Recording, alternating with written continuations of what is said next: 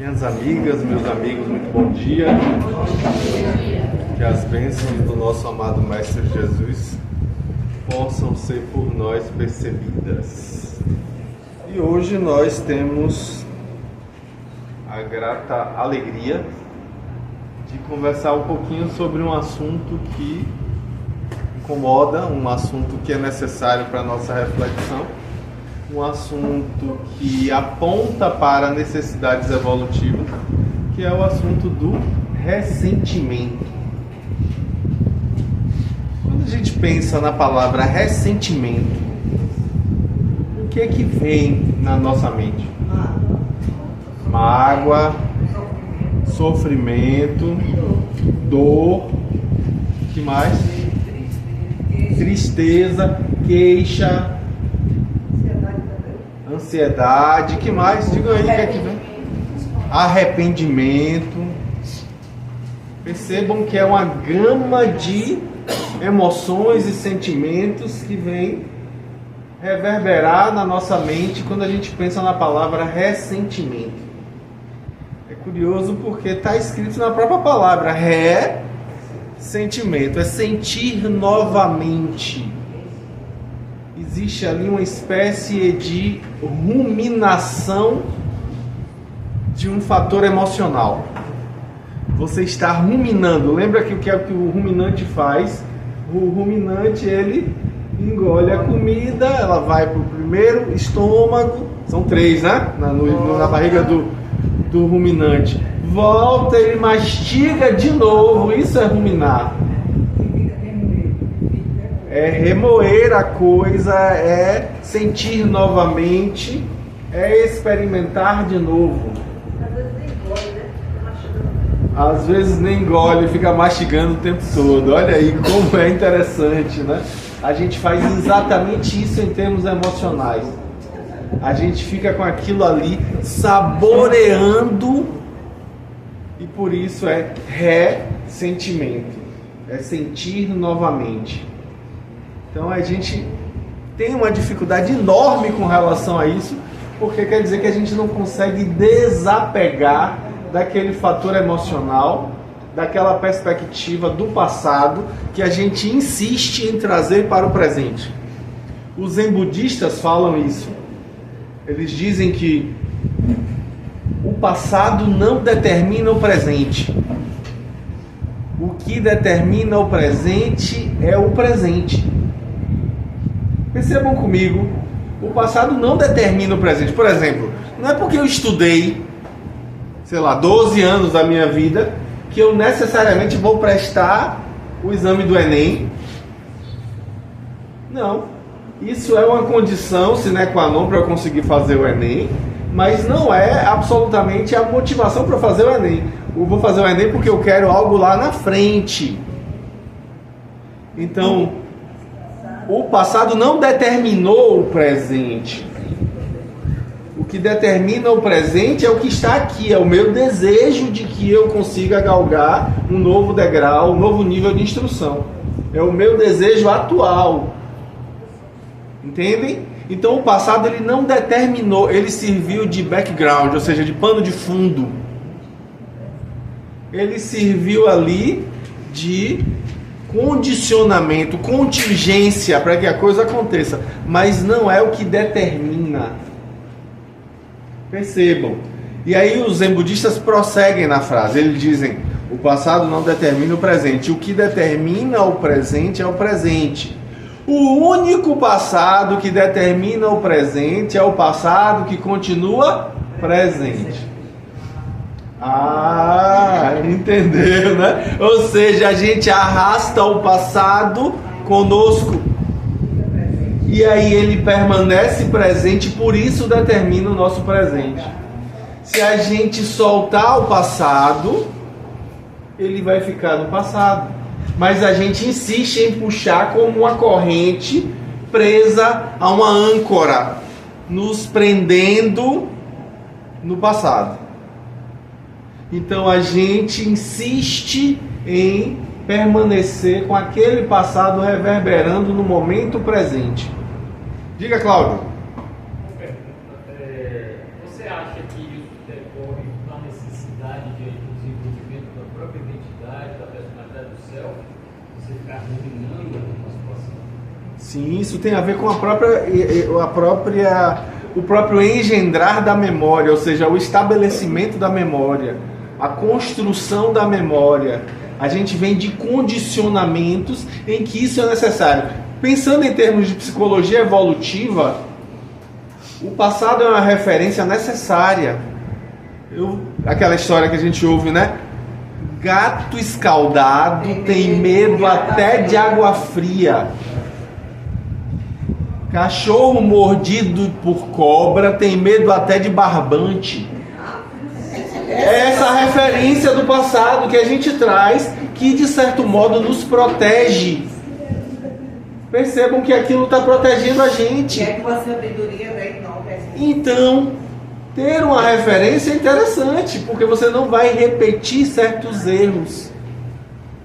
O problema é quando você deixa de usufruir do momento presente, porque vive aprisionado no passado.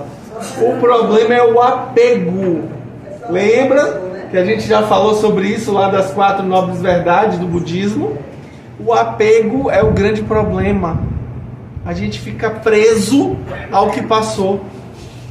E com isso não consegue enxergar o que está aqui. Perceba que no carro tem um para-brisa gigantesco e 3 pequenos retrovisores. Por quê? Porque olhar o que está à nossa frente é mais importante do que ficar olhando o que passou lá atrás. Se eu ficar andando na rua olhando para trás, eu dou de cara com o poste. E é isso que algumas pessoas fazem. Eu vejo isso no consultório com certa frequência. As pessoas estão andando na vida delas olhando para trás, tropeçando, cai, se machuca, dá de cara com o muro, é atropelado lá na frente, né? Pisa no rabo do cachorro, e lá vai a lista de coisas que acontecem, que a vida da pessoa começa a dar tanto problema porque ela não consegue parar de olhar para trás. Ai, como seria se... se eu não tivesse feito... se eu tivesse feito... A gente fica olhando para trás. Eu não devia ter feito... Fulano não devia ter feito o que ele fez. Beltrana devia ter feito o que não fez. E nessa a gente, em vez de viver este momento, fica revivendo o que passou.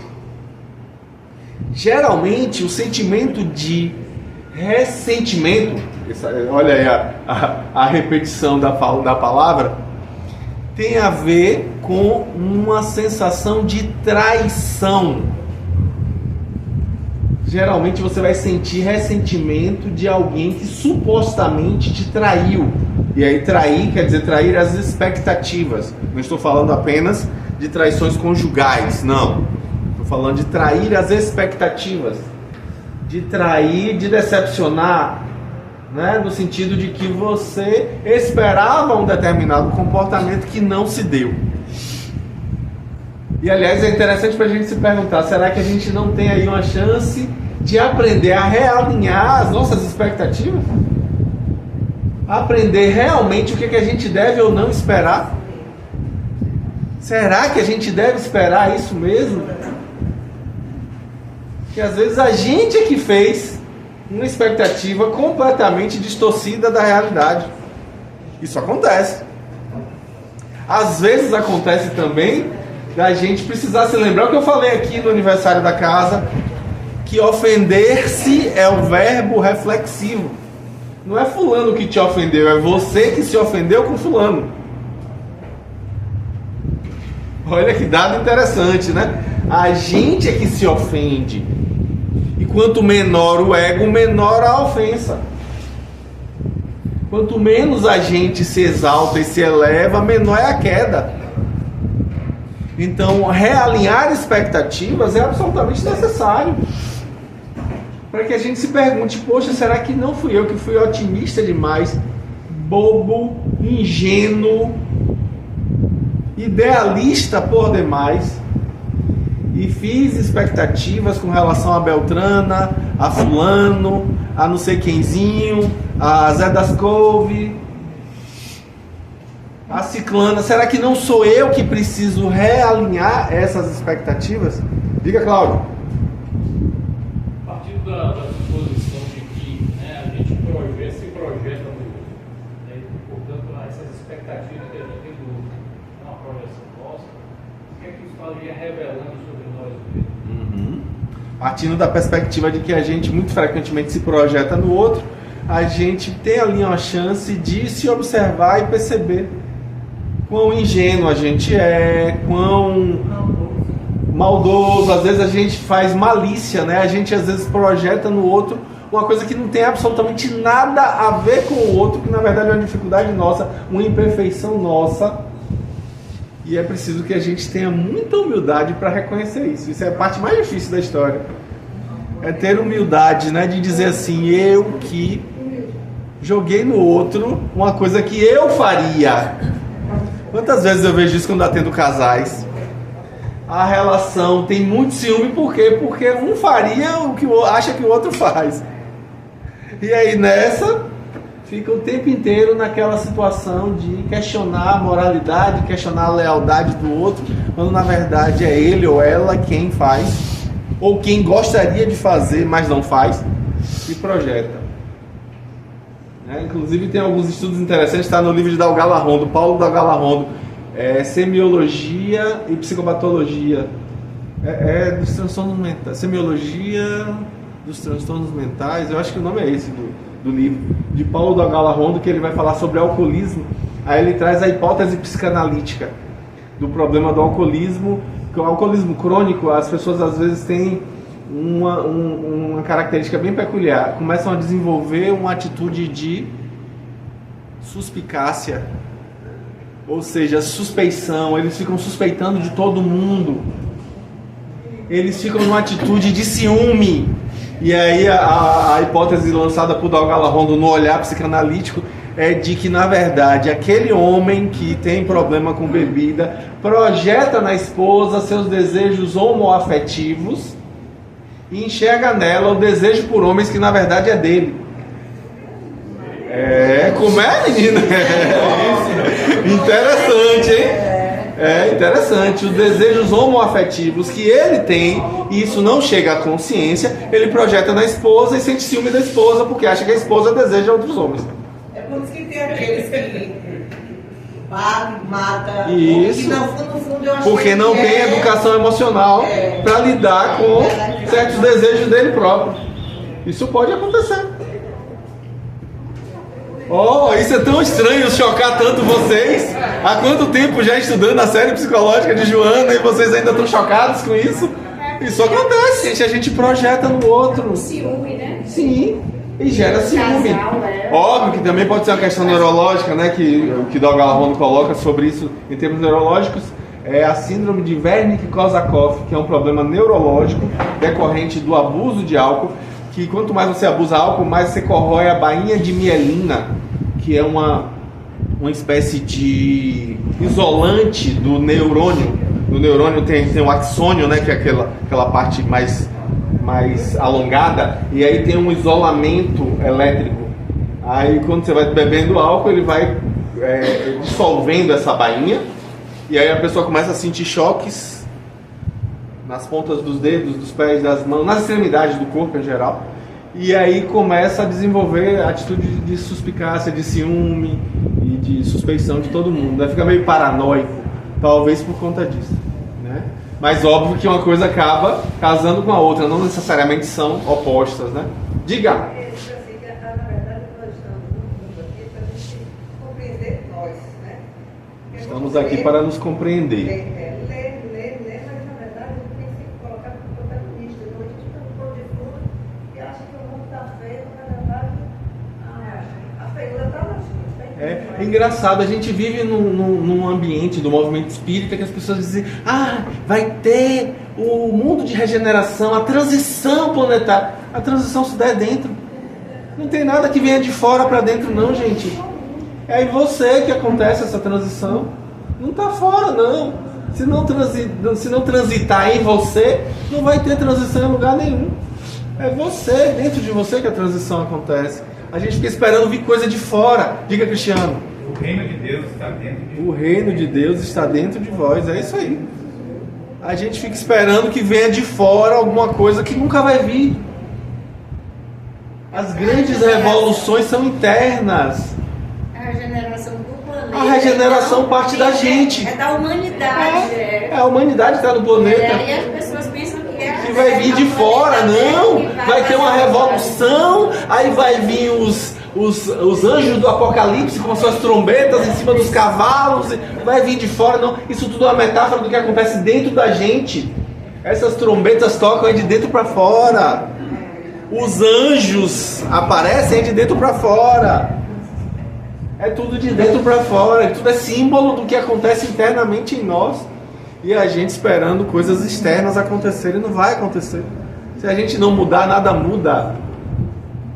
Se a gente não mudar, nada se transforma. A religião fez uma grande. A gente precisa. Somos nós que fazemos a religião, né? Isso é importante a gente deixar claro. Então, muito frequentemente a gente vai ver o quê? Que no fundo, o ressentimento é um sentimento que tem um sentido. Ele não está solto. Percebam comigo que o ressentimento tem uma função psicológica de protesto. Olha que interessante, para pensar aí. Em você, os momentos que você sentiu alguma coisa e ficou repetindo aquilo. Ou aquele fulano ou beltrana que você não conseguiu perdoar ainda, que quando lembra ainda dói, ainda sente raiva, ainda fica ali lavando o prato e fazendo diálogos mentais imaginários. Um script de, eu devia ter falado isso assim, eu botava o dedo na cara e dizia, miserável sangue de aratanha. A gente tem, né? Tá tomando banho ali pensando, vou encontrar ele e ele vai ver. E aí vai imaginando o que vai dizer. Lembra daquela história do rapaz que comprou uma casa nova, não sei o quê. Aí tinha comprado um quente frio. Aqui na Bahia a gente chama de quente frio. Tem um negócio de garrafa térmica, né? Quente frio. Aí a gente comprou um quente frio, não sei o quê, nunca usou, porque não toma café. E aí recebeu uma visita. Aí resolveu pegar o quente frio para poder fazer um café. Na hora que ele puxou o quente frio, que ele olhou, estava quebrado dentro. É uma garrafa de vidro dentro, né? Então estava quebrado. Ele, que absurdo, eu vou lá, nunca usei. Não é possível que dona moça lá que faz a faxina tenha quebrado. Não, eu vou lá, vou reclamar. Aí chegou, procurou, cadê a nota fiscal para poder trocar, para poder reclamar. E aí já foi imaginando, teatralizando um diálogo para poder humilhar o gerente da loja, para obrigar ele a trocar a garrafa. Aí chegou na loja X. Na loja X ele chegou lá já. Tá vendo aí? Nunca usei. Cheguei em casa, quando eu fui fazer um café, tava quebrado. Aí o gerente, pois não senhor, pode ir no setor, troque por outro. Aí ele chega, tomou um susto porque ele queria argumentar, ele tinha criado todo um script mental para poder humilhar o gerente e não teve a chance. Chega, respirou frustrado com aquilo, magoado porque o cara não deixou ele falar. E aí ele chegou lá na sessão, pegou outro igual, aí mostrou pro gerente, pode levar senhor, toma aqui o saco. Aí deu o saco, ele saiu de lá com o rabo entre as pernas, triste.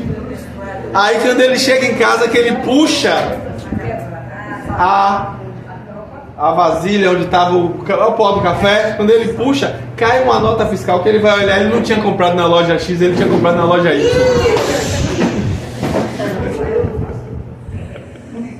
Que dureza, hein?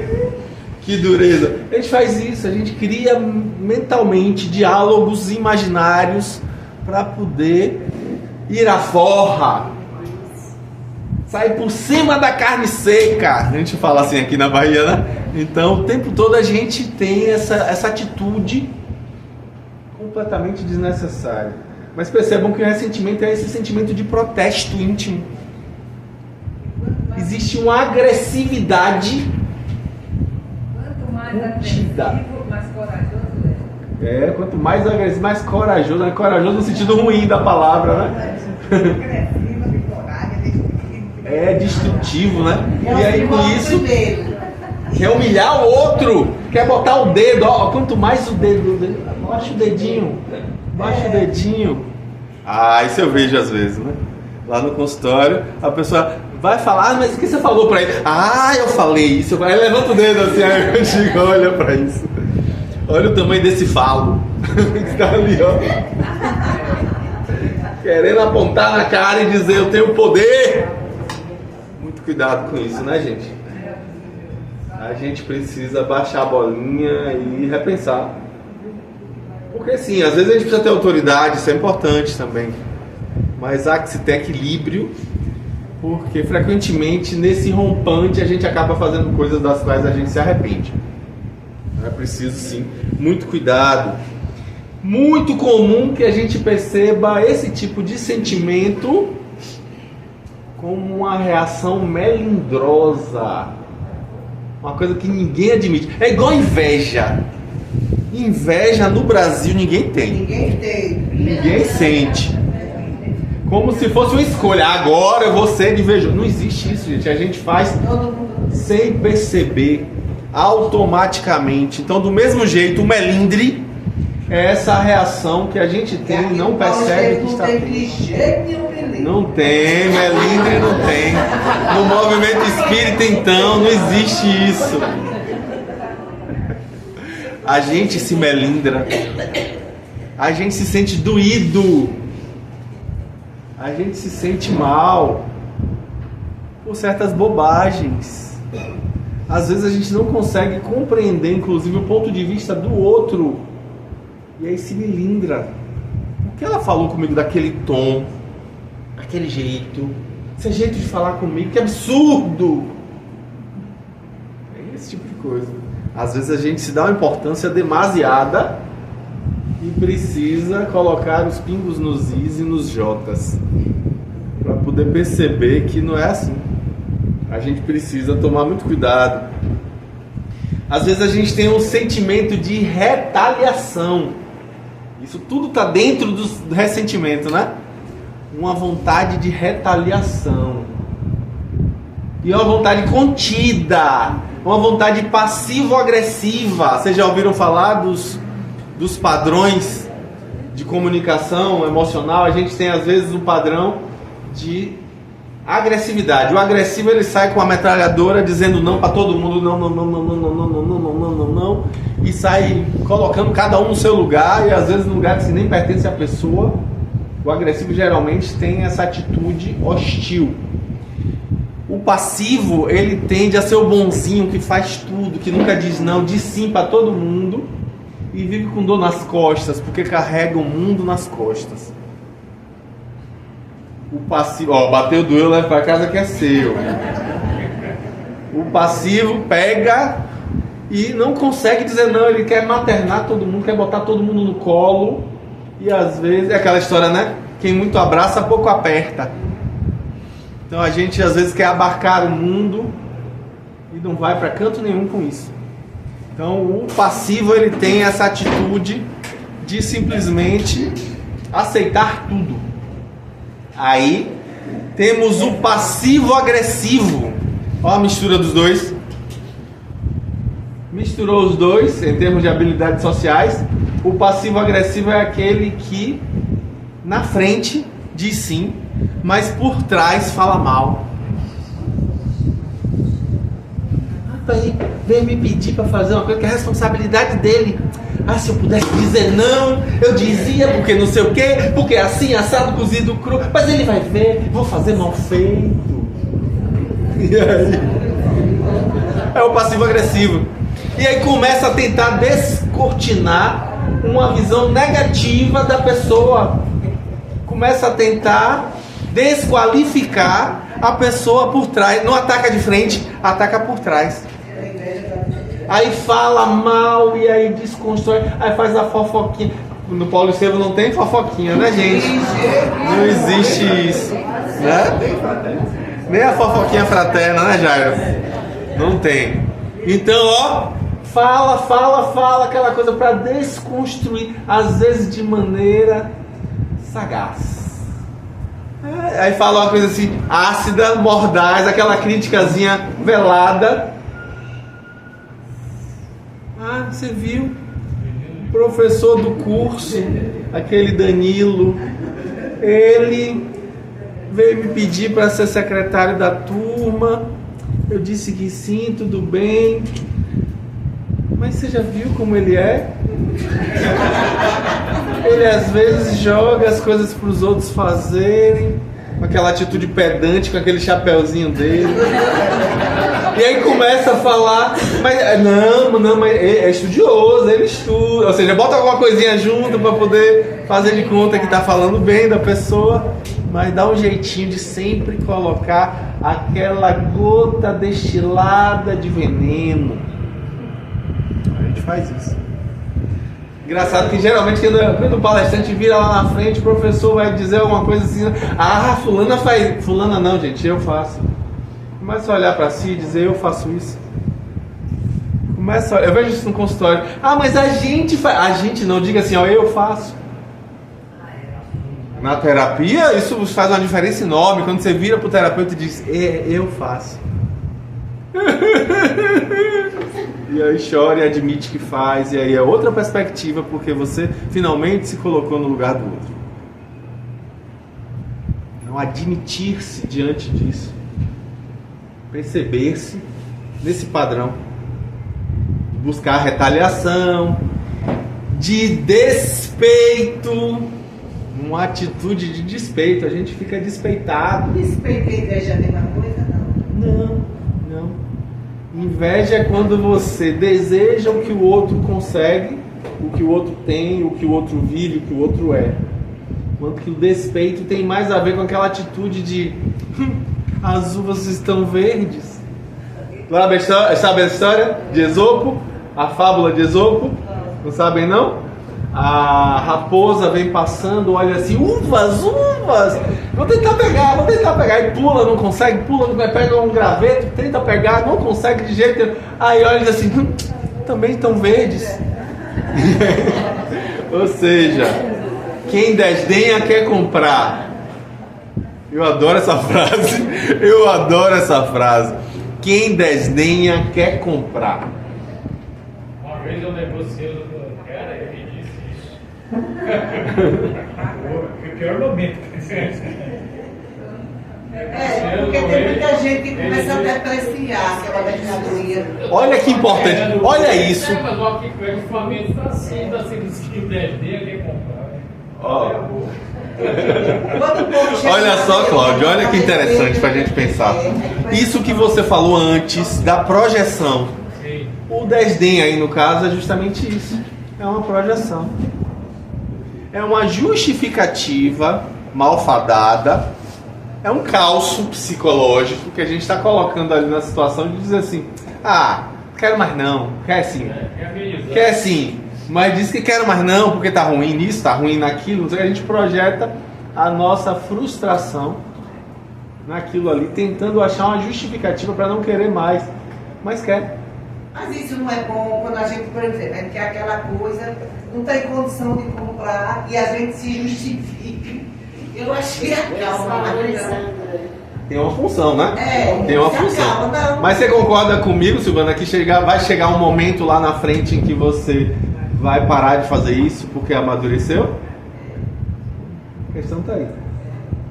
É uma estratégia, funciona, mas até quando eu vou precisar ainda disso? É um olhar para si. Não estou dizendo para a gente já estar se esforçando para deixar de fazer isso, é para a gente tomar consciência. Isso é importante, tá? Talvez um dos grandes aprendizados aqui da série psicológica é a gente aprender a observar para fazer as coisas agora conscientemente. Porque quando a gente toma consciência, a gente tende a mudar de atitude. Ah, eu faço isso. Ah, você quer parar de fumar? Tome consciência de quando você está fumando, o que é que você sente, como é a situação. Você começa a prestar atenção, aí você deixa de sentir vontade. Você quer parar de jogar? Preste atenção no que você está sentindo no momento que você está jogando. Você quer parar de beber? Você quer parar de... Tome consciência do que você está fazendo. Por exemplo, agora, nesse momento, prestem atenção na postura do corpo de vocês.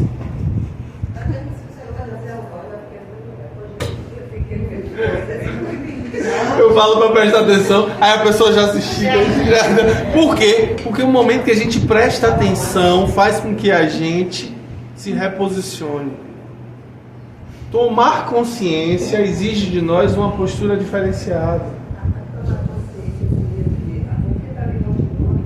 Eu vou olhar, observar o que me motiva, vou perceber como eu me sinto, o que realmente eu estou buscando com aquilo. Será que eu estou com vontade realmente de comer ou eu estou ansioso? Será que eu estou com vontade de jogar ou estou sentindo frustração com alguma coisa? Será que eu estou com vontade de fumar ou tem algo mais aqui? Ou seja, a gente começa a prestar atenção melhor e vai perceber o que é que nos leva a isso. E isso faz com que a gente, tomando consciência, tome outras decisões. Porque quanto mais consciente nós estamos das escolhas que fazemos, melhores escolhas faremos. Entende? Então a gente vai lentamente tomando consciência. Não é para você tentar mudar, vou deixar de fazer tal. Não, isso é jogar embaixo do tapete, não funciona. Isso é fazer de conta que não quer, fazer de conta que não sente, fazer de conta que não deseja. Não funciona. A gente precisa aprender a acolher aquilo. É aquilo que eu falo aqui, né? Não pense no cachorro preto de coleira vermelha. Já pensaram? Não funciona você dizer não para coisa. Você precisa usar a estratégia de substituir aquilo por outra coisa. É preciso acolher no colo aquilo que você está lutando contra. Porque lutar contra si quer dizer que você sempre vai perder. Porque se uma parte sua ganha, a outra perde, e essa outra é você também. Então é preciso que você aprenda a se colocar no colo, se olhar, se acariciar e dizer: ô sarapatelzinho de coruja, ô carnicinha ambulante. E tentar entender, tentar se compreender, se colocar no colo no sentido de perceber. Não é simplesmente fazer de conta que não tem problema nenhum, que não tem algo a ser melhorado. Não, é perceber o que você tem ali e se amar. Porque é preciso, como diz Osho, né? Osho que diz isso, é preciso que você se ame tanto que seu auto-amor transborde e alcance aos outros. Olha que interessante. A gente tentando ir pelo caminho oposto, né? Tentando amar o outro, e nisso a gente se desama. Diga daí. Tem a ver com se não plantou, não. Se não plantou, não colhe. Não dá para colher, né? Se você não plantou, não tem como. Você vai sempre colher o que planta. A cada um segundo as suas obras, disse o Cristo, né? Diga, Giovana. Muitas vezes são coisas. Fugas, né? Fugas de algo. Aí, como encarar? Seria, no caso, acolher, né? Acolher-se, aprender a se amar, aprender a perceber, pô, isso aqui tem um sentido. Não está solto no mundo. Não é uma coisa sem motivo. É uma coisa que tem um motivo, tem alguma contingência que gera esse comportamento em mim. Eu preciso entender, eu preciso prestar atenção, compreender, que assim eu faço melhores escolhas. A partir dessa tomada de consciência, eu faço melhores escolhas e as coisas se transformam. Entende? Então está nesse contexto. Sim, a gente vai ver, ó, que gradativamente a gente vai construindo o que a gente quer colher lá na frente. Mas não é uma coisa que a gente vá achar que está pronta. Diga. Sim, o que o outro provoca. Por exemplo, que a gente enxerga com a atitude da pessoa, a gente também perceber por que a gente se sente daquela forma. Sim. Mas aí isso é você tomar, mas aí já, aquela projeção sua, o que o outro provoca, seria o quê? O espelho? Mais ou menos isso? Olha só, o que o outro provoca na gente é também responsabilidade da gente. Isso é importante a gente deixar bem claro.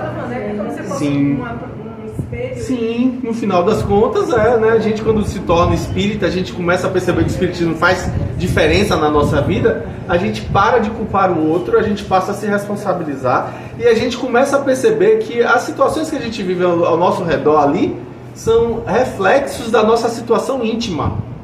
É aquela história que eu falo às vezes nas palestras: eu não tenho problemas, eu sou o problema. Receba na caixa do catarro essa, hein? Eu não tenho problemas, eu sou o problema. E do mesmo jeito a doutrina espírita também ensina que se eu sou o problema, eu sou a solução. Olha aí o que Cristiano falou. O reino dos céus está dentro de vós. E aí Jesus fala: buscai em primeiro lugar o reino dos céus e tudo mais vos será dado por acréscimo. E no Pai Nosso, ele diz: venha a nós o vosso reino. A gente fala não é ao vosso reino, é o vosso reino. O reino está dentro. Jesus está convidando que a gente desentranhe esse reino, que a gente consiga parir o reino que está dentro, para que ele seja a tônica das nossas relações. Então, com isso, no momento em que eu tenho uma chance de conviver com alguém e esse alguém me incomoda, uma fala desse alguém me incomoda, eu preciso parar e me perguntar: quanto de poder eu estou dando para esse alguém para que ele consiga me incomodar? Porque eu estou tirando o poder de mim, dando para o outro me incomodar. E isso faz com que eu fique fraco, eu fico sem poder. Eu dei para ele, eu fico fraco e qualquer coisinha que ele faça vai me atingir. Então eu preciso retomar o poder, aprender a tratar o que ele fala, o que ele faz, o que ele sente, o que ele vive, como sendo algo dele. Ah, mas ele falou de mim. É uma opinião e não a verdade. Dar o devido valor ao que aquela situação cabe ter, né? Então, se aquela pessoa falou uma coisa, se é verdade, eu posso fazer o quê? Eu posso tentar melhorar, é verdade o que ele falou. Se não é verdade, não é verdade, então não vou me incomodar com isso, essa bobagem não é verdade. E eu ainda continuo me incomodando, né? E mesmo assim eu continuo me incomodando. Falou mentira de mim. E daí? Isso é mentira. Por que eu tô me incomodando tanto? Ah, falou que eu sou preguiçoso. Você é preguiçoso? Eu sou preguiçoso. Então é verdade, está na hora de melhorar isso. Ou seja, a gente precisa retomar em si esse poder que a gente dá para o outro. Entende? A gente começa a fazer isso e começa a se sentir mais forte para enfrentar a circunstância que a vida está trazendo ali. É aprendizado o tempo inteiro. A gente aprende nas relações. Aquela metáfora do diamante. Como é que a gente consegue polir diamante com outro diamante? E diamante é a substância natural mais dura que existe. Então, ó, você pole diamante através da fricção com outro diamante. Aí, ó, você faz isso. Somos diamantes que estão lapidando uns aos outros, tirando as arestas na convivência.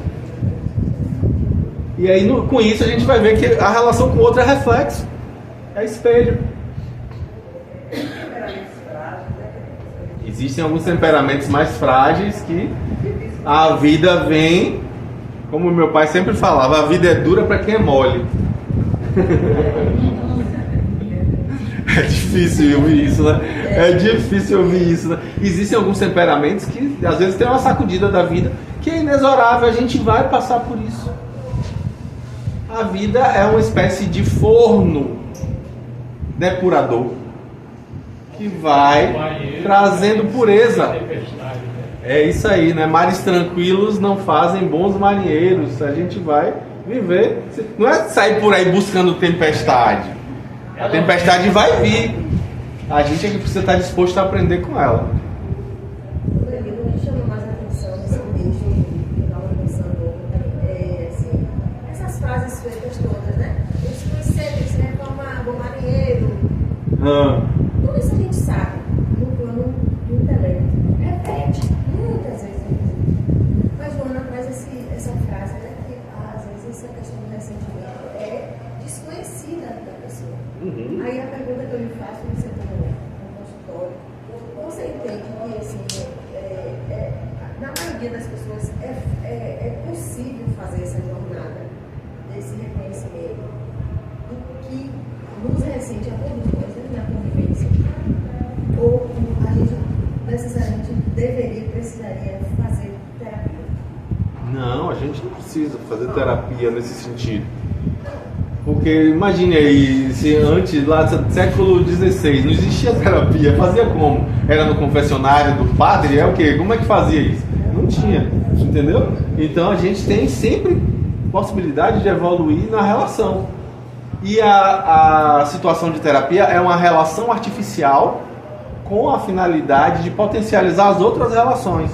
A gente vai generalizar o que vive naquela relação com as outras pessoas. Ah, quer dizer que então eu posso ser eu mesmo com alguém? Ah, então quer dizer que eu posso tentar ser eu mesmo com as outras pessoas do meu convívio? Ou seja, a gente generaliza o que está vivendo na situação da relação terapêutica com as outras relações. E aí vem um dos grandes... Quem é que precisa fazer terapia? Ah, quem é que precisa fazer terapia? Era isso que eu queria dizer. Quem é que precisa fazer terapia? Quem tem o reconhecimento que tem necessidade de uma relação saudável e não está vivendo essa relação saudável em outros lugares. Então, assim, a pessoa que ainda não se viu, ressentida, Sim. essa nem bate na boca. Às vezes vai demorar um pouquinho para poder ela acordar, para perceber que precisa melhorar. A gente vê muito isso, né? Às vezes a pessoa que não abraçou a causa que a gente abraça de tentar ser uma pessoa melhor, a pessoa simplesmente não tem nada disso não. Que história é essa? Que papo é esse? Acha que isso é besteira, que isso é bobagem. Eu estou te perguntando isso porque, assim... A pessoa está empedernida no orgulho ali. Você não vai conseguir demover ela daquilo, entendeu? Tá. Agora é quase que consulta minutos. É assim, tem muito do que a gente já se reconhece como ali é a origem. Mas mesmo assim não consegue fazer um movimento. E aí suspeita, eu acho que deve ser muito da intuição, né, que vem da intuição, que existe uma camada que está mais abaixo. Então, assim, nesse caso, é caso de ir, ou você acha que a gente consegue identificar essas subcamadas? Porque eu imagino que a gente vai em níveis, não é? Se identificando a origem dos problemas. Porque se a gente já sabe, por exemplo, o fumante, né, o cara do jogo, por exemplo, você deu, ou quem come, ou quem faz qualquer outra coisa, ou quem é maledicente, já percebe, né, as coisas todas, mas não consegue devolver essa característica, essa atitude ainda que não é boa.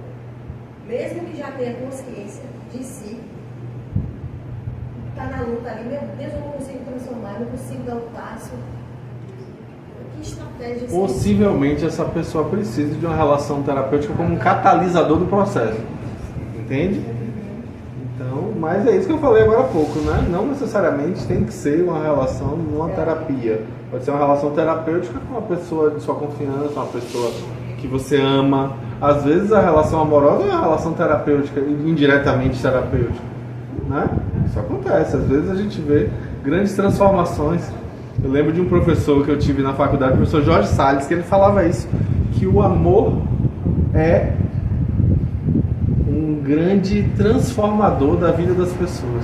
Às vezes eu vejo pacientes que se apaixonam e passam a ter uma relação romântica e tem uma grande guinada na vida por conta disso. Porque o amor reorganiza a vida. Então, olha aí como isso... Ou bagunça, né? Ou bagunça. Aí a pergunta é, será que essa bagunça não é uma nova forma de arrumação? Isso acontece, né? Que o caos, na verdade, esconde em si um cosmos. Que a palavra cosmos quer dizer organização. E caos é bagunça, né? Então, às vezes a gente acha que tem um caos ali, mas na verdade aquilo é uma nova forma de organização. Diga.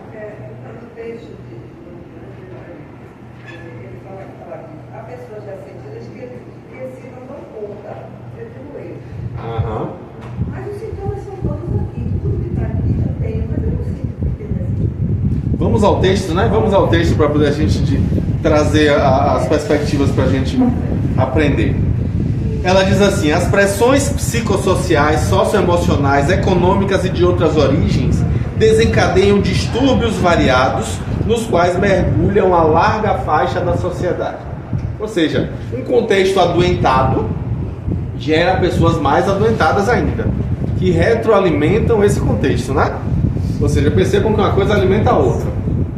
Vamos lá. Provocando medo, ansiedade e amargura, desarmonizam o sistema nervoso dos seres humanos, conduzindo a neuroses profundas que, quase sempre somatizadas, são responsáveis por enfermidades alérgicas, digestivas, do metabolismo em geral, facultando a instalação de processos degenerativos. Percebam que a coisa aqui deixou bem claro, ela deixou bem claro que esses fatores sociais influenciam na nossa saúde orgânica.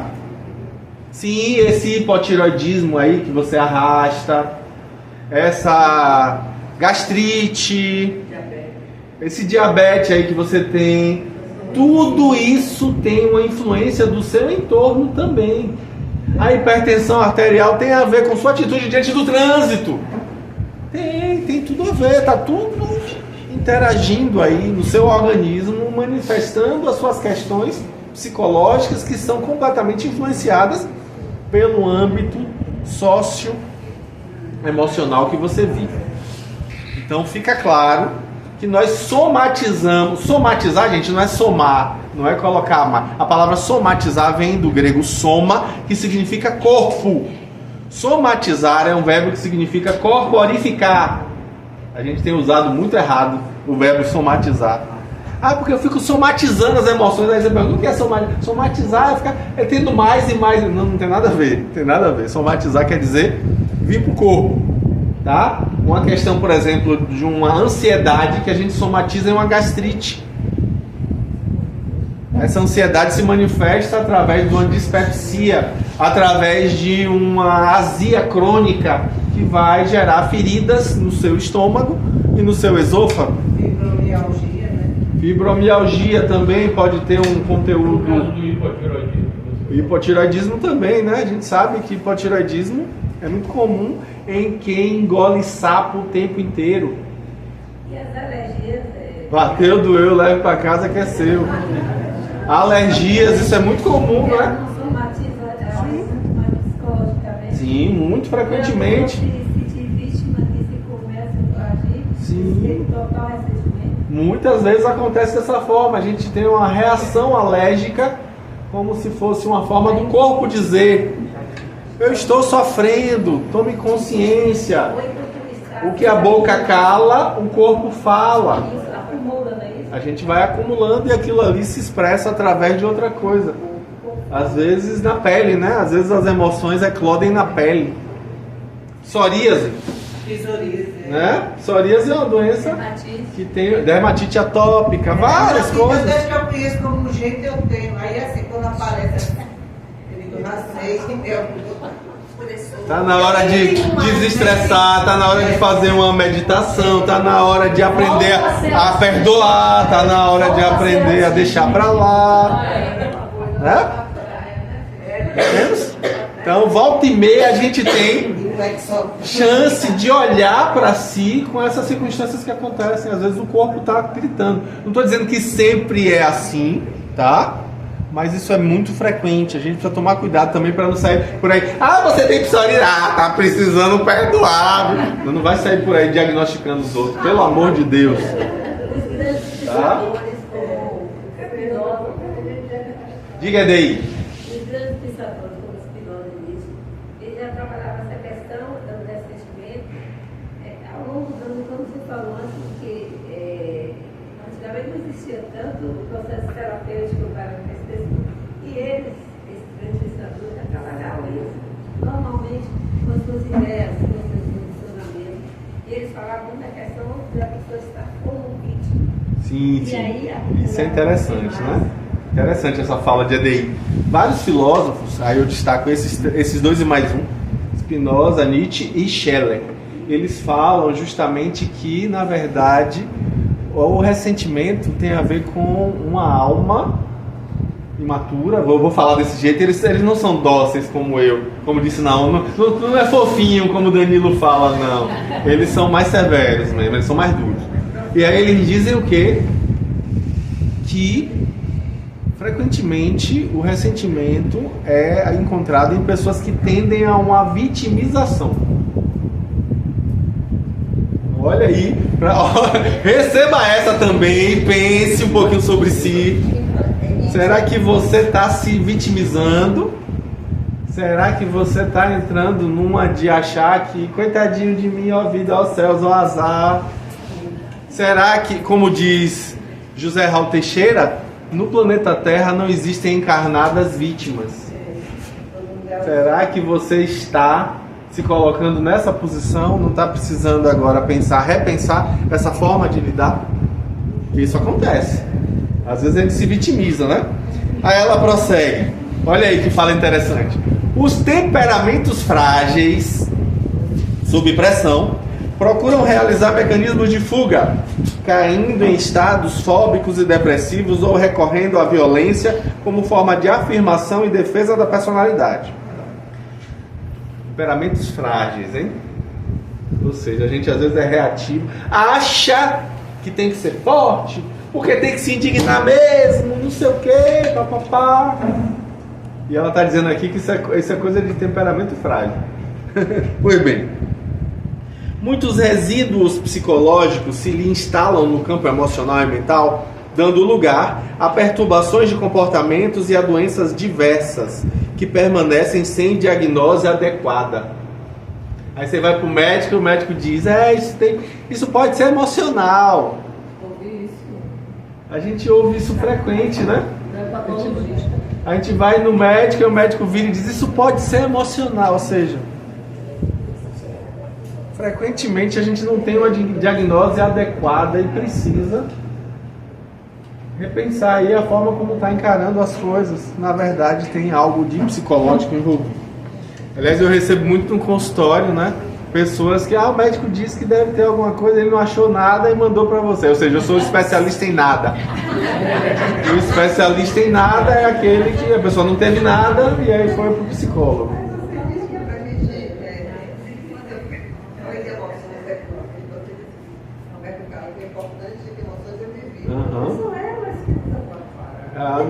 Não atrapalham, né? Elas são parte de nós. Essa história de atrapalhar como se elas e nós fossem coisas diferentes. Não existe isso, é tudo junto. Não adianta você evoluir cognitivamente só e não acompanhar emocionalmente a sua reação às circunstâncias. Então a gente só sabe que realmente evoluiu quando as emoções acompanham esse padrão. Não adianta a gente ser bonzinho no plano espiritual, reencarna e continua tendo os padrões de antes. Não adianta fazer 1000 cursos no Paulo Estevam e continuar reagindo mal na circunstância. O cara te fechou no trânsito e você continua mandando ele para aquele lugar. Ou dizendo que ele precisa. Que Deus te guie, viu, meu filho? O próximo poste, miserável. A gente às vezes fica nessa atitude. Não adianta. Não adianta. É preciso que a gente alargue horizontes e perceba que tudo que a gente deseja para o outro volta para a gente. É isso mesmo. Receba essa também, viu? Na sequência. Acho ótimo. Efeito bumerangue. Efeito bumerangue, vai e volta. Pessoas mais sensíveis que não conseguem suportar e superar esses fenômenos das pressões constritoras refugiam-se em ressentimentos que as infelicitam e predispõem-nas a reagir sempre, desferindo dardos venenosos contra aqueles que se lhes transformam em inimigos reais ou imaginários.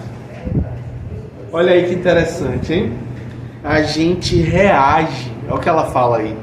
No livro Dias Gloriosos ela fala também isso, que a gente tem mania de apenas reagir, quando na verdade somos convidados pela vida a aprendermos a agir. Em vez de reagir, agir. Aí eu gosto de lembrar da história de Dona Maria Modesto Cravo, que quando tem uma doença, ninguém sabe o que ela tem, vai para vários médicos, ninguém sabia, aí a moça que trabalhava na casa dela manda ela ir procurar um tratamento no centro espírita.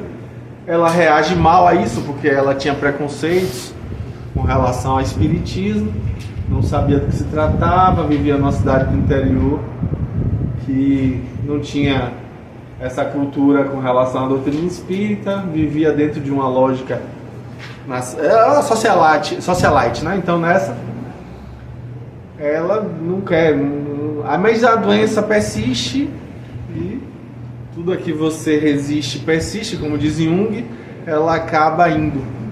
Quando ela chega lá, recebe o tratamento espiritual, se cura da doença, resolve virar espírita, começa a estudar, trabalhar na casa. Aí as pessoas que eram grandes amigas dela começam a colocar ela em ostracismo, joga de lado, joga na sarjeta, sai pra lá, espírita, Deus me livre. E aí nessa história, a vizinha, na atitude de hostilidade para com ela, dá um presente para ela no dia do aniversário dela. Ela recebe aquele presente na porta de casa. Quando ela abre, ela vê um vaso de porcelana inglesa. Que lindo, maravilhoso, todo ornado, cheio de adornos. Lindo, lindo, lindo. Aí quando ela abre, ela toma um susto, tem fezes dentro. Aí no dia do aniversário da vizinha, que era logo depois, ela vai e oferece um buquê de rosas chilenas.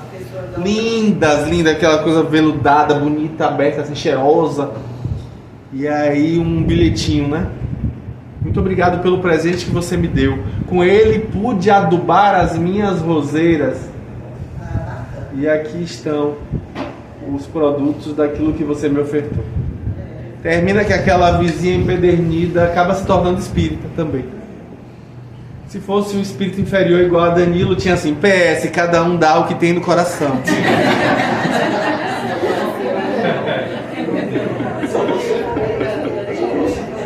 Pois é, então. Né? Então, o que é que acontece aí? A gente aprende a agir em vez de reagir. Olha aí que interessante, né? Podia colocar quem tem flor na flor, quem não tem, não tem. Danilo, eu queria compartilhar com o meu marido, sabe? Porque uma coisa que eu descobri recente, Rinaldo, que toca baixo no coral, na banda do Sérgio. Tem coralista aqui? Tem. Eu não olhei para trás. Desculpa. Rinaldo, ele é microfisioterapeuta. Eu demorei um tempão para saber, não fazer ideia. Uhum. E o trabalho dele, para quem tiver interesse, ele trata justamente dessa relação do corpo e a origem emocional dos processos. Então, que desencadeia. Então, uma consulta muito interessante, eu fiz recente. Quem tiver interesse, de Cris, vale muito a pena, porque ele faz mesmo essa relação. Não trata só, tá com dor no ombro, tá com dor no pé. Ele vai dizer assim: olha, alertar, para. Ele não é espírita, a gente acha que ele é buchista. Mudando o joelho aqui. Tem muito, muito interessante. Faz super sentido. Fica a dica. Hashtag fica a dica. É interessante porque a gente percebe, né? A gente começa a observar que o corpo está falando alguma coisa ali. É uma forma também da gente se conhecer melhor. Observar, aprender a observar isso. Um exemplo, eu estou com os pés doendo. Obviamente eu estou com super peso, né, gente? Mas ele disse que, além disso, ou muito antes da questão do peso, ele disse assim: o pé indica direção. Então ele disse: observe se você não está querendo tomar uma medida na sua existência para uma direção e não está podendo fazer isso. Então o pé está refletindo, está lhe trazendo. E aí, se a gente não pensa nisso, a gente não sabe o que é que tem que identificar. Se a gente não faz silêncio, porque um dia não dá tempo, né? Quer dizer, a gente não para olhar o corpo e tentar fazer essas associações. E aí esses profissionais ajudam, né? Como é que a pessoa ajuda? Exato. Vai ter o auxílio. Algumas intoxicam-se de mágoas e fenecem. Outras inconscientemente tornam-se vítimas de insucessos afetivos, financeiros e sociais. Diversas fracassam na autoestima, desvalorizando-se e fazendo o jogo da autodestruição. O ressentimento é responsável por muitas tragédias do cotidiano. Olha aí, hein? Pra gente refletir. Dentro da psicologia, a expressão facial do ressentimento é interessante, né? Você olha uma pessoa que está sentindo ressentimento naquele momento, como é que ela se expressa? Qual é a cara que ela dá? Aí o que é que os estudos vão mostrar? Que a pessoa mostra uma mistura de raiva e inveja. Olha que interessante, né? Raiva e inveja, a mistura, a pessoa fica com aquela cara de ressentida, justamente essa raiva e inveja. Por quê? Porque isso supostamente é uma forma de encobrimento. O ressentimento é uma raiva encobrida, é uma raiva contida, não abertamente demonstrada. Então esse encobrimento faz com que ela tenha uma máscara de raiva e inveja. E aí com isso a gente vai inferir sobre o sentimento de amargura, de desânimo e de também agitação contida. Olha que interessante, hein? Para a gente refletir a gama de coisas que estão envolvidas quando a gente pensa em termos de ressentimento. E aí também tem, muito comum que aconteça um sentimento de cinismo. Você vai fazer de conta que está sentindo uma coisa que não está. Você dá aquele sorriso, né? Oi, fulana, tudo bem? Cinismo. Hipocrisia.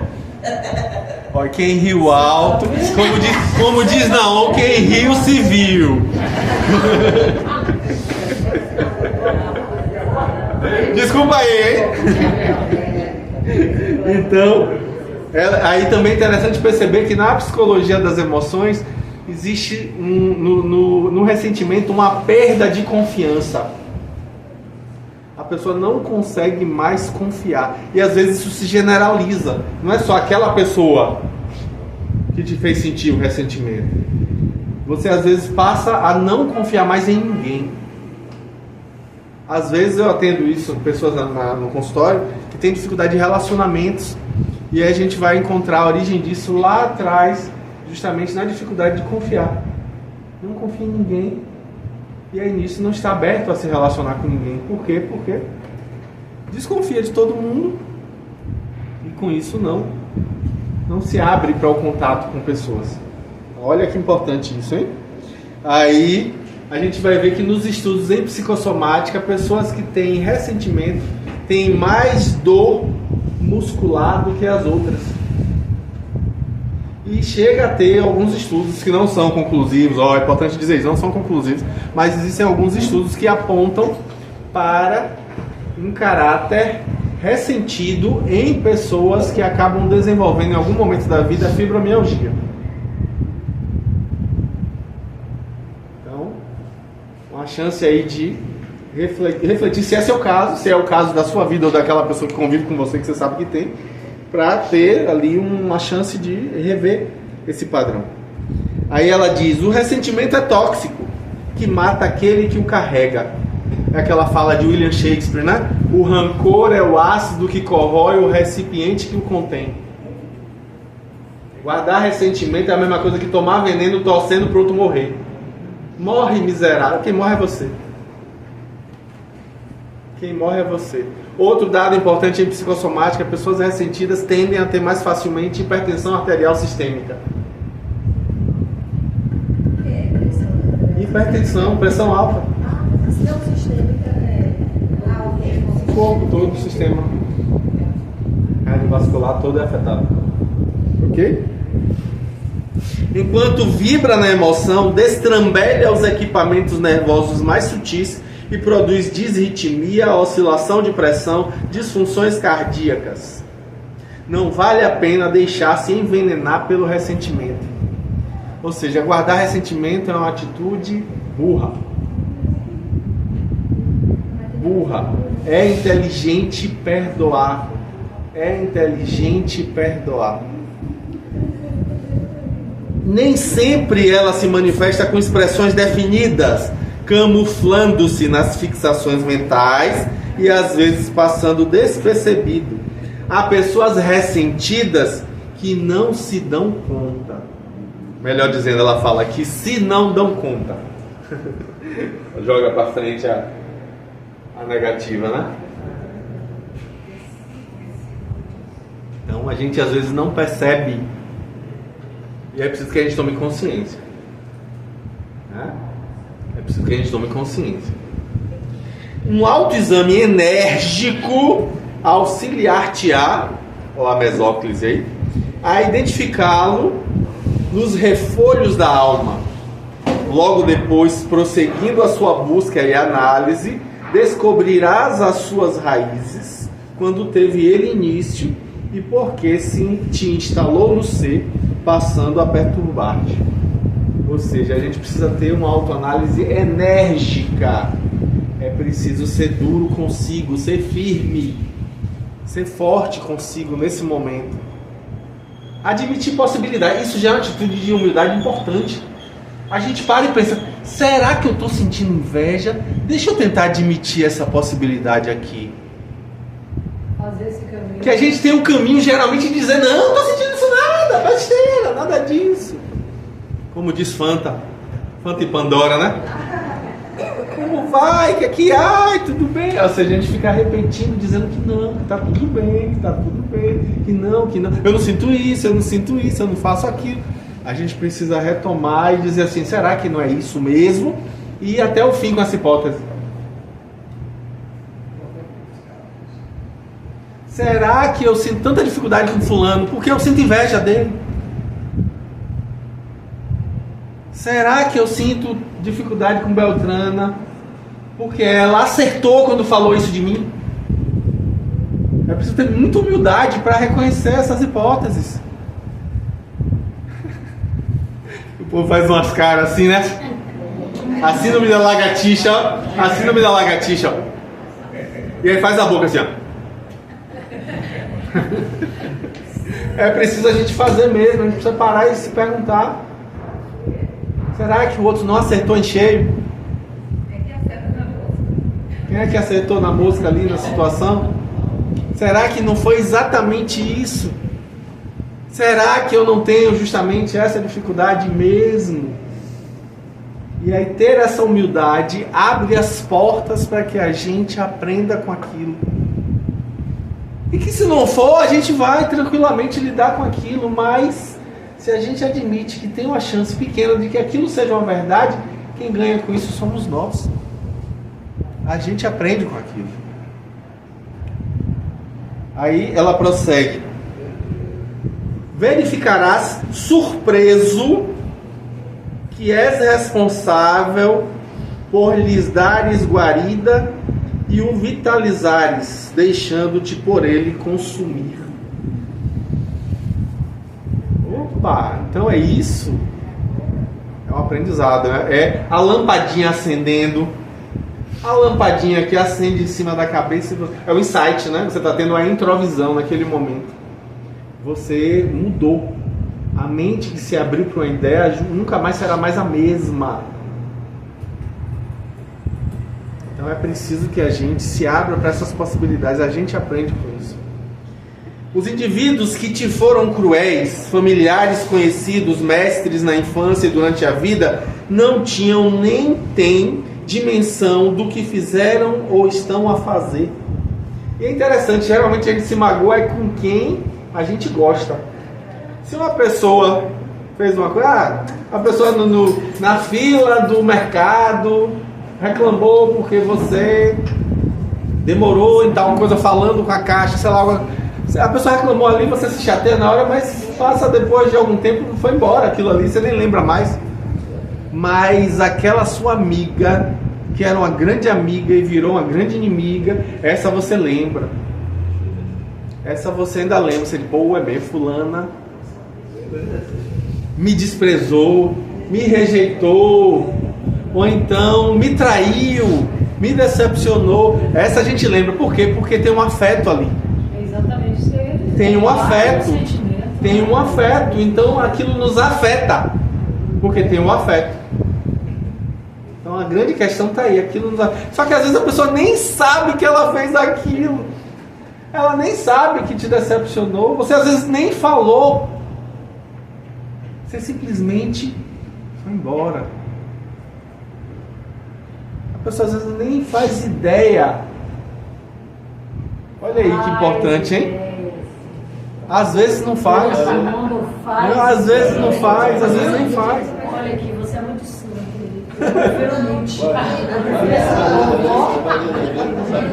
Às vezes faz, às vezes não faz, tá? Às vezes algumas pessoas não fazem ideia, não sabem. Vou dar um exemplo bobo aqui. Me esforcei como que para poder conseguir comprar um presente que minha filha queria ter. E minha filha recebe aquele presente, de certo modo, com 10 dentes. Ah, tá bom. Nem agradeceu. Aí eu fico magoado com aquilo, que ela não faz ideia de quanto eu tive que me esforçar para conseguir comprar aquilo. Mas para ela aquilo é completamente indiferente, porque ela tem uma mente infantil e não consegue entender. A minha. Quem não percebe. Às vezes a pessoa falou uma coisa desconcertada, usou mal uma palavra, colocou na frase de maneira errada ali, e ela nem notou que fez isso. Mas aí a gente se sentiu poxa, ela me considera desse jeito. Ah, mas eu não quero mais falar nem com ela, eu não quero nem mais ver a cara, nem pintada de ouro. Eu não quero ver. E nessa se afasta, e a pessoa nem sabe o que ela falou.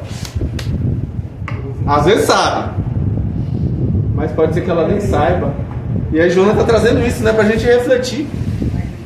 Nem tem dimensão do que fizeram ou estão a fazer.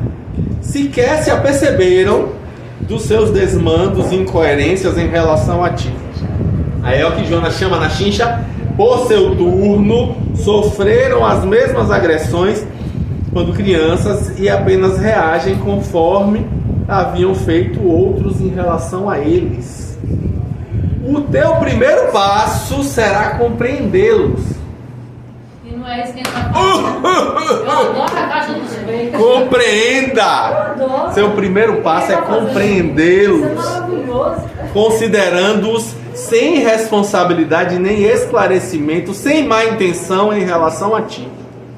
Mediante tal recurso, os compreenderás e perdoarás posteriormente, liberando-te. É você que se libera da situação. 10% da humanidade. Quando você perdoa, é você que se liberta. O outro vai ter que arcar com a responsabilidade que tem junto às leis. Vai ter que lidar com aquela circunstância dentro da própria consciência dele ou dela. Mas você se liberta daquilo. Se liberta da necessidade de ajudar aquela pessoa com aquilo. Ou até pode assumir voluntariamente essa tarefa. Mas no momento em que você perdoou, você saiu daquela faixa. Você cresceu com aquilo. Aí ela conclui dizendo: arrancada a causa injusta do ressentimento, despertarás de imediato em paisagem sem sombras, redescobrindo a vida e desarmando-te em relação às outras pessoas que antipatizavas ou das quais te mantinhas em guarda. Ademais, o mal que te façam somente te perturbará se o permitires, acolhendo-o. Em caso contrário, tornará a sua origem. Do mesmo modo que Jesus, quando vai dar aquelas instruções aos discípulos, quando eles vão sair para pregar os 70, né? Ele dá a instrução dizendo, né? Quando chegar numa casa, saúda trazendo a paz de Deus. É o Shalom Adonai. Se naquela casa houver pessoas que sintonizem com essa paz, a paz ficará com elas. Se não houver, retornará a vocês. Ou seja, é nessa pegada. Do mesmo jeito que se a gente, em vez de desejar a paz, desejar a guerra, aquela guerra, se não sintonizar em nós, ela volta à fonte. Ou seja, o que a gente deseja para o outro, volta para a gente. A gente precisa estar bem atento com isso.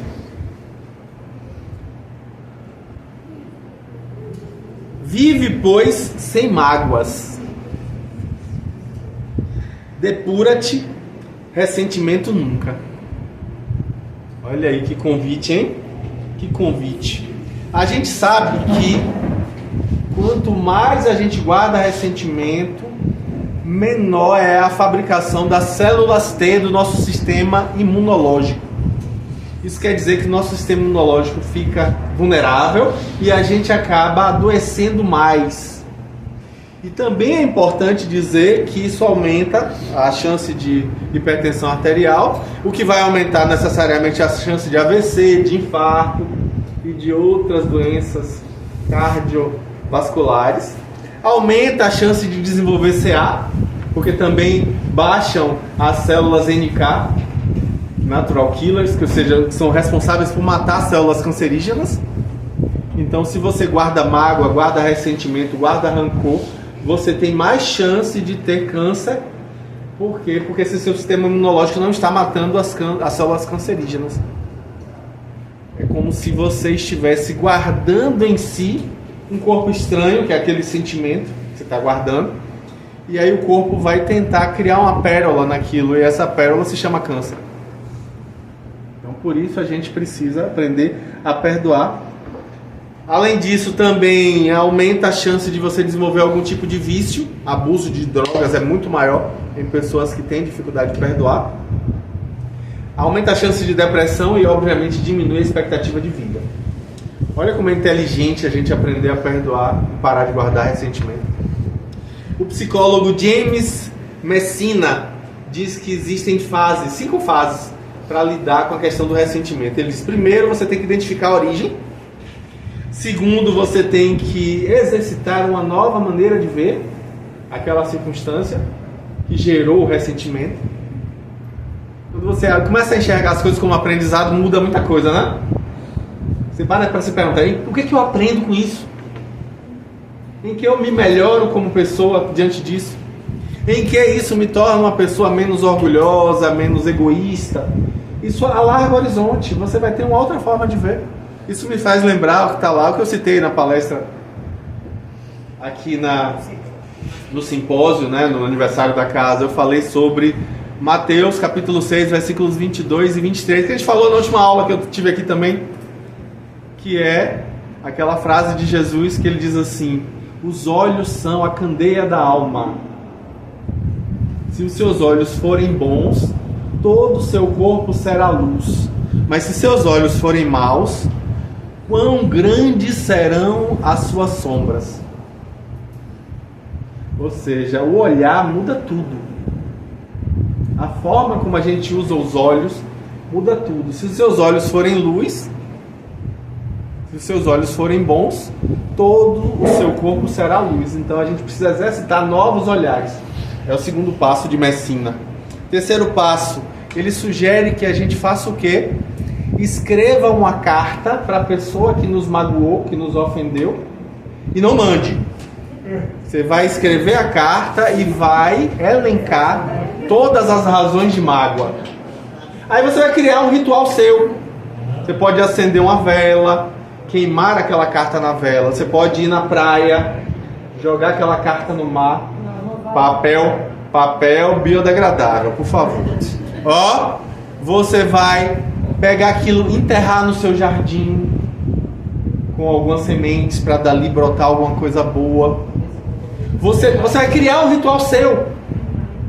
Vai picotar aquilo ali, jogar no lixo. Você vai fazer o seu ritual e vai lidar com aquele afeto deixando ele lá atrás. Isso é inclusive uma estratégia terapêutica, tá? É uma técnica terapêutica. E aí Messina diz: o quarto passo é visualizar um futuro sem aquele ressentimento, sem aquela mágoa, sem aquele afeto negativo. E o quinto passo só é necessário caso você não resolva. É voltar para o primeiro. O quinto passo é voltar para o primeiro.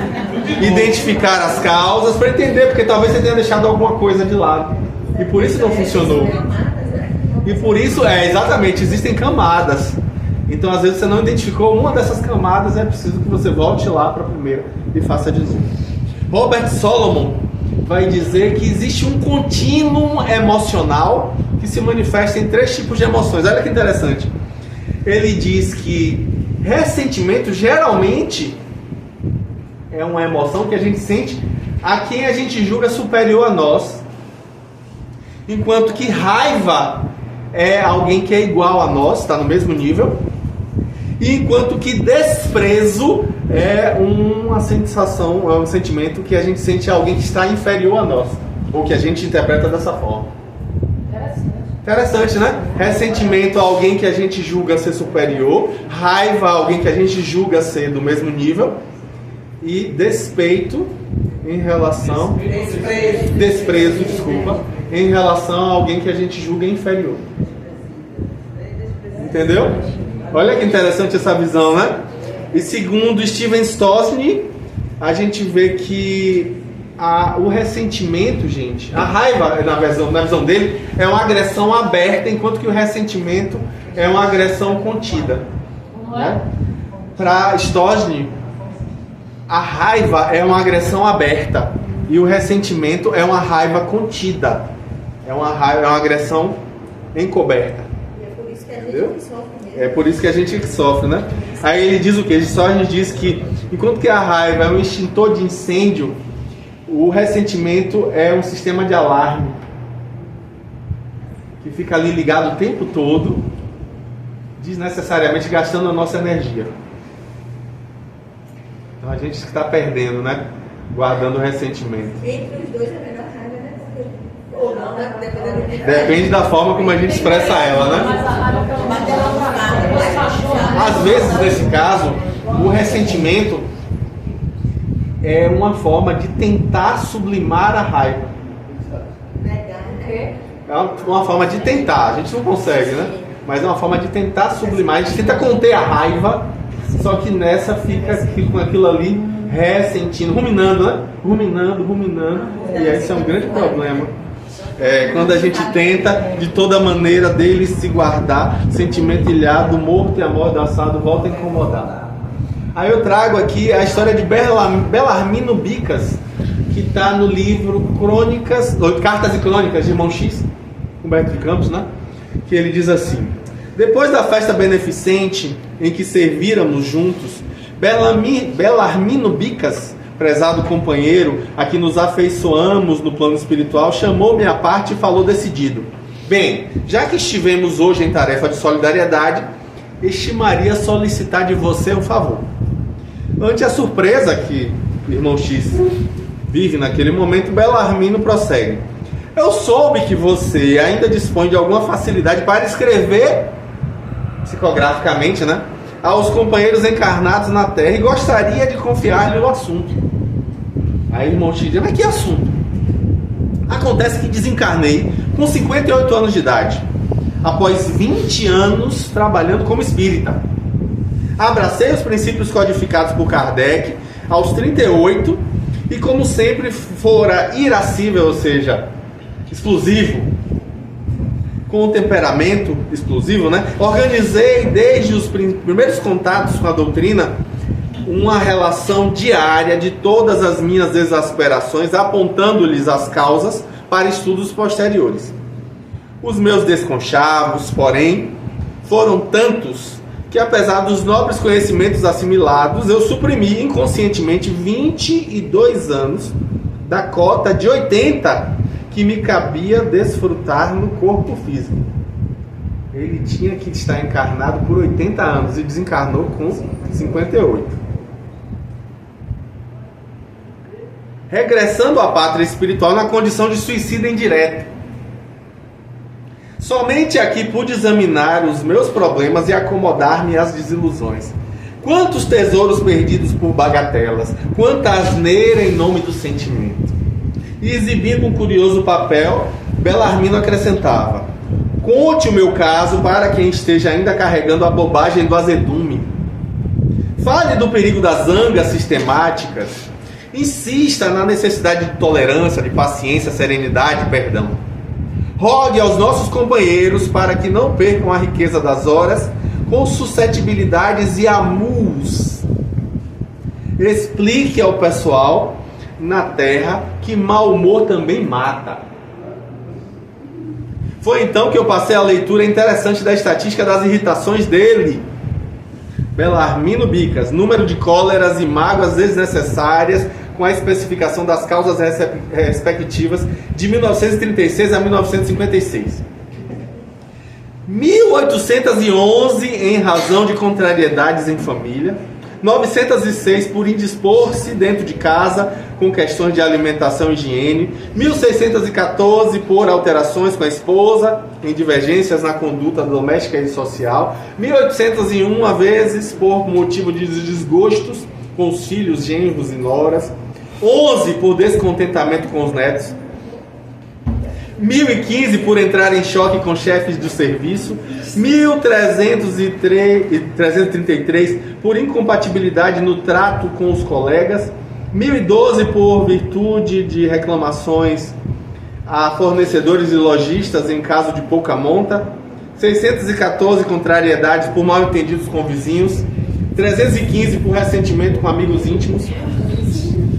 1089 por melindres ante ou descaso de funcionários empregados de instituições diversas. 615 por aborrecimentos com barbeiros e alfaiates. 777 por desacordos com motoristas e passageiros desconhecidos em viagens de ônibus, automóveis particulares, bondes e lotações. 419 por desavenças com leiteiros e padeiros. 820 por malquistar-se com garçons em restaurantes e cafés. 211 por ofender-se com dificuldades aos serviços dos telefones.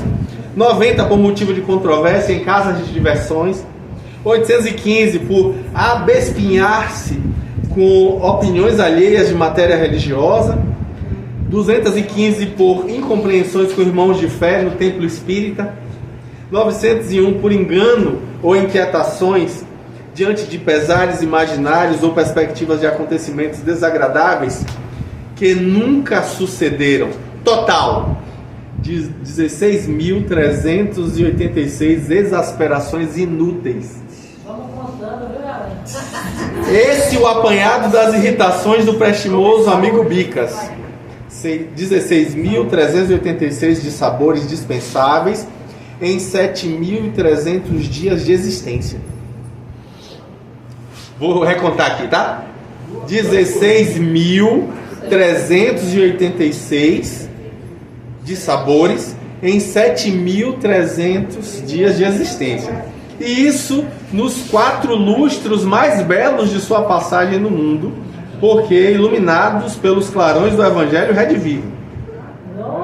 Cumpro-lhe o desejo de tornar conhecida a sua experiência, que ao nosso ver é tão importante quanto as observações que previnem desequilíbrios e enfermidades, embora estejamos certos de que muita gente julgará o balanço de Belarmino por mera invencionice do espírito loroteiro. Reflitam.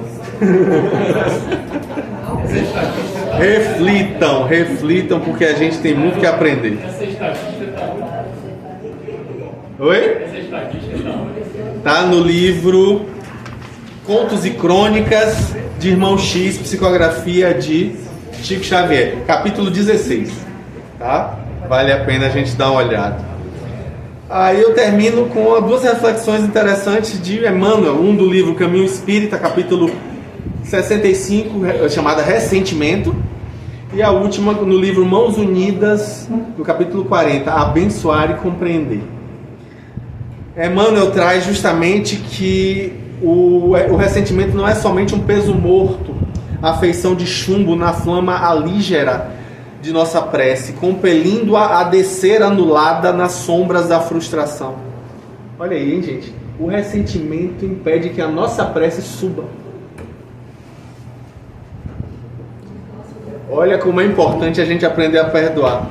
E no último que eu trago para a gente pensar, ela diz assim, ele diz assim, o ressentimento não se constitui tão somente do azedume que nos introduz no espírito, quando a incompreensão nos torna intolerantes à frente de grande dificuldade de alguém. Também temos pequenos contratempos que acabam por se transformar o coração em um vaso de fel, a expelir germes de obsessão e desequilíbrio, ambientando a enfermidade ou favorecendo a morte. Aí ele conclui esse dizendo: para que a paz more conosco, assegurando-nos proveito e alegria nos caminhos do tempo, é forçoso não apenas trabalhar e servir sempre, mas igualmente compreender e abençoar. Não? Que as bênçãos do nosso amado Mestre Jesus acolham os sinceros propósitos que a gente tem. E eu termino a minha fala com as falas de Joana, o mantra que ela traz, né? O perdão divino dulcifica-me, acalma-me, dá-me dimensão do poder terapêutico do amor. Passo a ver o mundo e as pessoas de maneira diferente, correta, positivamente. Supero os ressentimentos que me martirizavam. Começo a mover-me sem as algemas que me prendiam ao passado. Recupero a alegria de viver e ser natural, amando todos com ternura, mesmo aqueles que me não correspondem ao sentimento de afetividade. Tudo agora está bem comigo, porque eu estou de bem com a vida. Muito obrigado.